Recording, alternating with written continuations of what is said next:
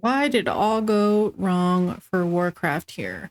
So I want to watch this video. I'm learning about this game more and more, and every time I see like a video I want to watch, I hold off so that I can watch it with you guys. So I think by let's now play most it. of us have seen this chart. Originally published in late I think by now most of us have seen this chart. Originally published in late 2015, it showed the gradual rise of World of Warcraft subcount alongside the first 3 expansions and the fall in the subsequent 3. Peaking at some 12 million subscribers in late 2010 to 11 during the latter part of Wrath and the launch of Cata, down to 9.1 million by the end of the Cataclysm, and to 6.8 million by the end of Mists of Pandaria. And Yeah, while it's like Warlords of Draenor saw a remarkable surge full on launch decline. back up to 10 million concurrent subscribers, it lost nearly 50% of those within the first 6 months. Wow. At which point in time Blizzard decided there were better metrics to measure the game's performance and stopped publicly sharing this information. You know, in 2024, World of Warcraft as an MMORPG will turn 20 years old.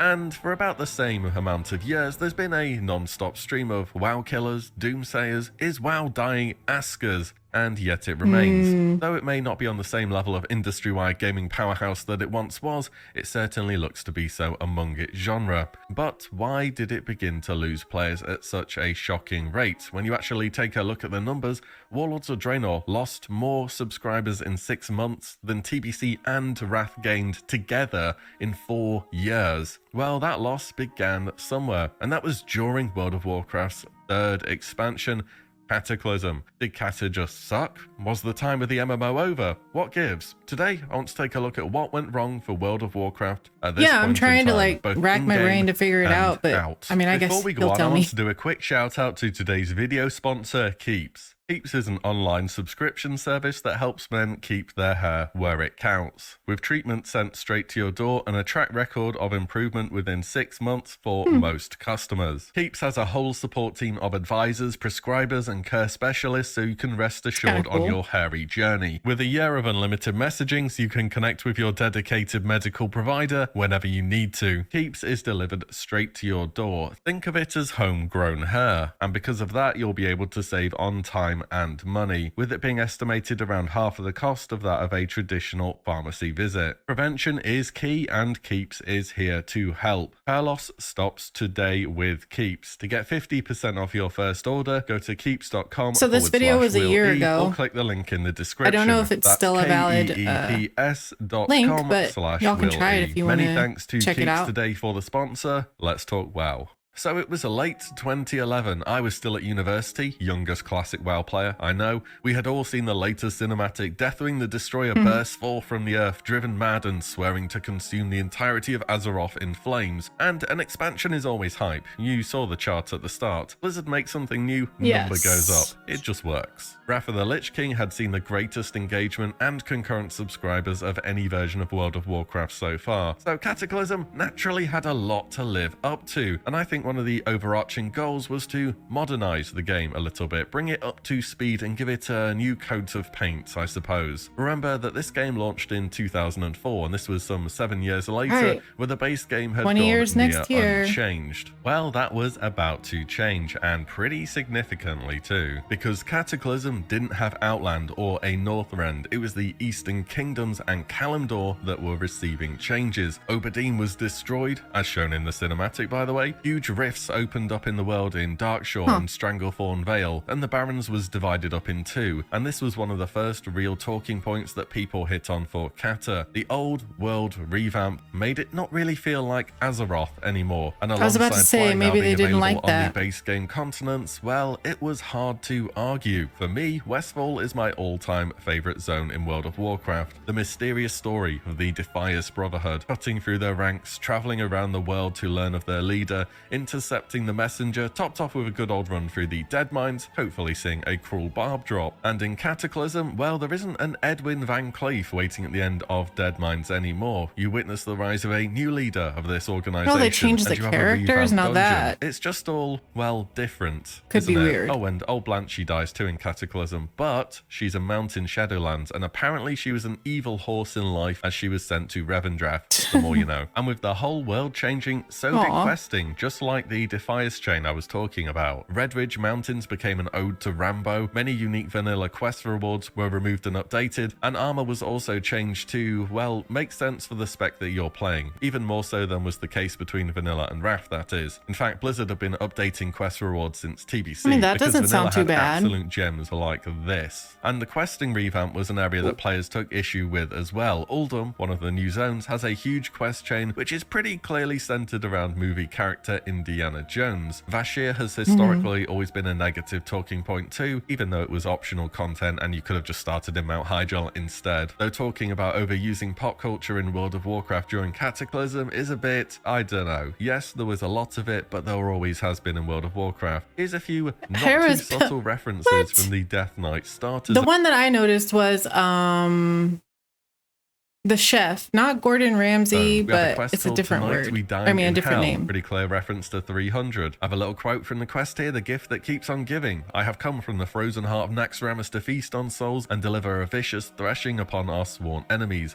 And I'm all out of souls. Sounds rather like Duke Nukem to me. And we even have a quest called Grand Theft Palomino. I mean, come on. All three of these are from the DK starter zone, remember? As in the start of a high fantasy new class to World of Warcraft, which has a pretty serious story arc in the battle for Light's Hope Chapel, and your Death Knight then going on to join your faction. Kind of like how Uldum has a bit of silliness with Harrison Jones a little bit, swinging around ancient tombs, but then you also have the Halls of Origination, which was rumored to contain a device which could reorder all life on Azeroth, which isn't exactly a good thing. Maybe it was just a bit more prominent and in your face in Kata, but Blizzard have always made World of Warcraft like this. And on the well, it does take the immersion away a little bit. Topic of the world, Blizzard a little while ago did a post on the design pillars for Classic where they say, the world is the main character. This pillar of design means we need to preserve the world we have created from excessive changes. How exactly does that fit in with Kata Classic then, when part of the expansion is the entire world changing? One final thing about the old world and quests changing is a lot less people these days are joining the game, and it's gone in more of a seasonal direction, I feel. Also, we don't have an LFD, so there's going to be even less people running dungeons. Also, the new zones in Kata all require flying to certain degrees. All in all though, if I had to pick one, I do think I have a preference towards the older world that Vanilla had. Anyways, I want to move on from this point as I've got a lot more to cover. So I just mentioned that I think the game has gone in more of a seasonal direction, as in new patch happens, you play the new patch for a bit, until you get bored, you wait for the next patch, and you repeat. I'd wager that per sub, people are spending on average less time in game than they were in 2010 by quite a large margin. Now, many games have fully embraced this pattern. On retail, they don't have new patches anymore. They instead call them seasons. And a season in retail will entail a new arena season, a new mythic boss season, new raid, new set of gear, and so on. It's as if each patch is a reset. Now, I want to bring two things up here. This whole idea of the seasonality of the game really began in Wrath. In Classic, gear and itemization was absolutely all over the place. Some items from Molten Core were BIS nearly forever because stuff like hit was allocated in entire percentages, and the difference between 1% hit and 2% is actually kind of a big deal. In TBC, this was less of the case. There are some outliers as here, you get such higher as level, Dragon for sure. Spine Trophy, Serpent Coil Braid from Serpent Shrine Cavern, and Cursed Vision of Sargeras from Illidan were great to name a few. In Wrath, there's straight up a new currency, or at least there was originally, in each new patch through badges. And you know how Blizzard are currently considering how to boost up item levels in Ulduar and then creating heroic plus dungeon difficulty for the old Ray loot? Yeah, that's because the first time around, Trial of the Crusader made the vast majority of Ulduar content irrelevant the moment it released. I'm not gonna lie, my brain went a little melted right there. I don't know what he's talking about. The Blizzard developer, Chris Zerhut, who implemented original Wrath gear levels, is working on Classic, and these are literally his ideas. I don't know how else I can put this. Seasonal WoW started in Wrath, but future expansions definitely continued to lean into it. Also, okay, this is going probably the most off topic I managed to go in a video in quite a while, but I want to say it. I can see a day where subscription is replaced by Battle Pass, and that free-to-play and Battle Pass becomes the go-to monetization for MMORPGs. We know Microsoft is buying out Activision Blizzard, World of Warcraft could be added to a Game Pass, but then for each new season of the game, hey, let's try and bring out something for people who play the game seasonally. Think of how many other games do Battle Passes: Call of Duty, Makes sense. Fortnite, League of Legends, Teamfight Tactics, Valorant. Hey, even Blizzard's giving it another shot at the moment with Overwatch. The Riot MMO will be free to play and will have battle passes. You heard it here first. And yes, they will try to sell you cosmetics outside of that too. Anyways, back to the video. Talents and itemization. I would not be surprised if that happens. Back from 2011, every game's starting to do that. Time and time again, if I go through comments, that it was claimed that Kata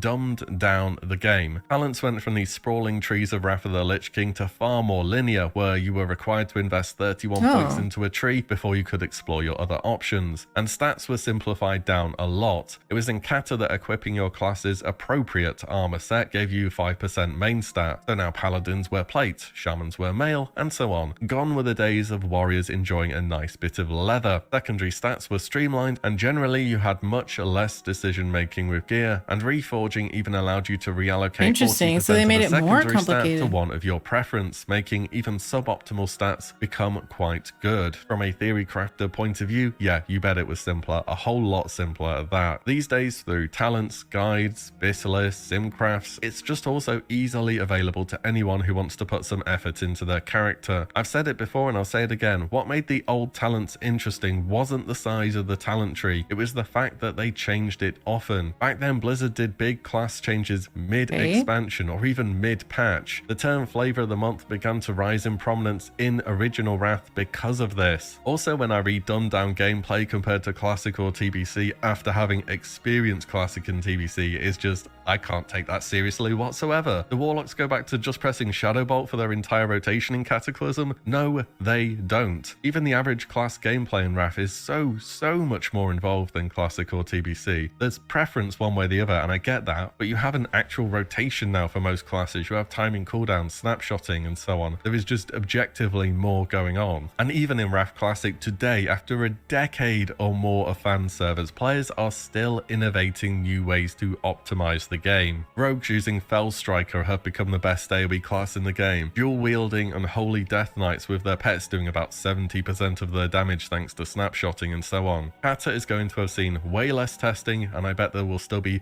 loads of new things to discover. I think people are making a bigger deal out of this than it really was, and it will be fine whenever they finally do it. Again, just in my opinion. Next, raids and the story. Deathwing, people the first generally big get villain to pretty fall upset about short smaller on their things. boss fight, and yeah, I kind of agree on this one. By Dragon Soul, a lot of classes were actually pretty fun to play. There was just something about the raid which didn't A, live up to previous tiers, or B, feel like a super good send-off for the big villain. Also, Dragon Soul went on for way too long, a trend that would go on to repeat I haven't played this yet, this part. itself in future World of Warcraft I don't know what expansions. Dragon Soul dropped on 29th November referencing 2011. to, but I'll let you know. Mr. Pandaria was on the 25th of September 2012. At least in Classic they get to pick the dates for it, right? Dragon Soul also introduced the highly controversial looking for raid feature. Debates on the benefit for the game, or lack thereof, continue on this to this day. I imagine I'll be talking about it a lot more someday in the future, but as to not overdo it here, I'll confidently assume if Wrath has no LFD, there's no way Kata will have an LFR. Alongside raiding, I also think the launch content was straight up too hard for the majority of players. Blizzard had heard that Wrath of the Lich King heroics were too easy, so they completely 180'd that for Kata, and with an LFD system at the time, it was a disaster waiting to happen. Raiding also... That's the problem. People want to complain about an issue and then they'll just, you know, the pendulum swings and it'll go completely the opposite. Similar to what was available in Icecrown Citadel with Heroic 10 and 25 man. But now instead, both of these gave the same levels of loot. 25 just awarded more items, which sounds great until you remember how some fights are scaled between the two difficulties. There were those fights which were just so much harder on 10 man. Halphus Wormbreaker comes to mind here. There's a reason Blizzard eventually swapped to 20 man mythics, and it was all about balancing the content for the appropriate number of players. I often hear too that Wrath of the Lich King was the real end of World of Warcraft from a story point of view. We beat Arthas, we finished the storyline that began with Warcraft 3. That's it, job done. But isn't there still this army of never-ending demons led by a titan hellbent on the entire destruction of Azeroth? Is that not a little bit of a loose end there? As in the same legion maybe that was they did tied that to on Arthas purpose. becoming the Lich King in the first place. For me, if there was ever a time of feeling that we're beaten the the big bad for good, it was in Legion without a doubt. And yes, there's always going to be threats to the world. Even an expansion that had us making friends with pandas and farming, we were also battling an old god's corruption.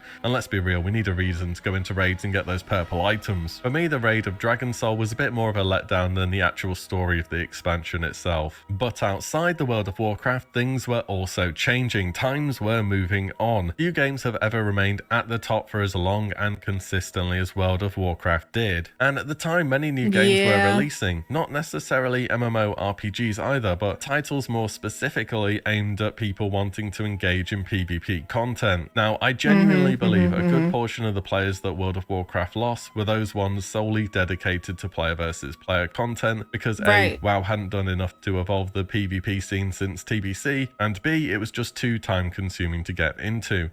Right, that's what the last video we watched by Vinruki, he was saying, like, the waiting times were so long, and it's like, what's the point? I guess that's because everyone left. I think Blizzard could have full on said, you know what, we're just going to throw this into Wrath or Classic, and it would have been a positively received change. But at the moment, it's still just Arena and Battlegrounds, the same as TBC, just different class balancing. And World of Warcraft, being an MMORPG, as many of them do, needs heavy time investment. You can't just go from Warrior to Druid one game to the next without dozens of hours put into the game. This matters you'd have more to learn in PvP, everything as again. Being overpowered is more frustrating when it's deleting your main in 3 seconds as opposed to just beating you on DPS meters. Particularly MOBAs at the time were on a massive streak. Riot's League of Legends went from a reported 1.4 million daily players in mid-2011 to 27 million daily players by early 2014. I think a lot of players got a taste of PvP balancing and tuning made specifically for PvP and did not look back. Not necessarily just from League, that's one example at the time, but no longer did you have to deal with having to get PvE bis. No leveling, no gearing, no PvE balance changes messing up your PvP, no having to spin the 2 plates of these different areas of the game together. It was like taking a car and stripping out all the excess seats, the heater, the radio, all the unnecessary stuff just so it can go faster. That's what MOBAs did to instant MMOs. matches and straight everything. into the PvP, no messing about. League is one example. These days you have a ton more with the recent popularity of Battle Royale games, but I do think it was competition outside the MMO genre, not inside, that led a lot of... Man, I like Battle Royale. I like PUBG, but like, it just started to be too much, you know? I lost interest in those pretty quick. To let their sub lapse. Oh, and by the way, the competition was free too, which doesn't exactly hurt. Whatever caused the downward trend to begin, it was definitely a complicated thing and a series of decisions that either didn't resonate with the current player base or weren't sufficient for players to keep justifying a monthly fee. I think... Yeah, and you know what? I think that is a good point, that games like Battle Royale games came out, and that's, you know, people would rather play those, probably, like other games coming out doing better. That's it. Happen a lot. People have a tendency to say, I didn't like X thing, therefore X thing is why the game died. People will tell you to this day that flying killed WoW. Blizzard tried taking it away again in Warlords of Draenor. Didn't go so well. But Kata, overall, I can agree with the common criticisms I went over in this video, though I think for a classic version, some of them wouldn't be nearly as impactful due to the more static last patch nature of the game now. Also, I think the out-of-game influences, such as other games, MMO fatigue, and the rise of PvP alternatives were a bigger factor than people give them credit for. But that's, of course, just all in my opinion. What do you think? Was WoW destined to drop off whatever they did? Did Blizzard just drop the ball on Kata, or something else entirely perhaps? Also, did you play Kata back then? Do you have any strong memories or impressions of your time of it? And how about a Kata classic? So many questions. Either way, let me know your thoughts on everything I've gone over here today. If you I can't comment on most of that. Like, it helps the channel grow. And as always, thank you all so much for watching and listening in, and I'll see you all in the next one very soon. Well, all I can comment on is, yeah, I think that those points are right. People wanting to get a better PvP experience, which is kind of like Battle Royale. It's like, it's kind of similar, right? If I'm wrong, you can tell me, that's fine. It's just my view. And they were having a better time, you know, getting what they were complaining about in those other games. So Yeah, that would make a lot of people leave. And the monthly subscription is already like kind of irritating. So if people can get rid of that and go find something else for free, you know, of course they're going to go do that. But yeah, that was a good video. Definitely will like the video. I'll leave the link to this video in the description. You can go watch it, go give it a like. And yeah, I will see y'all in the next video.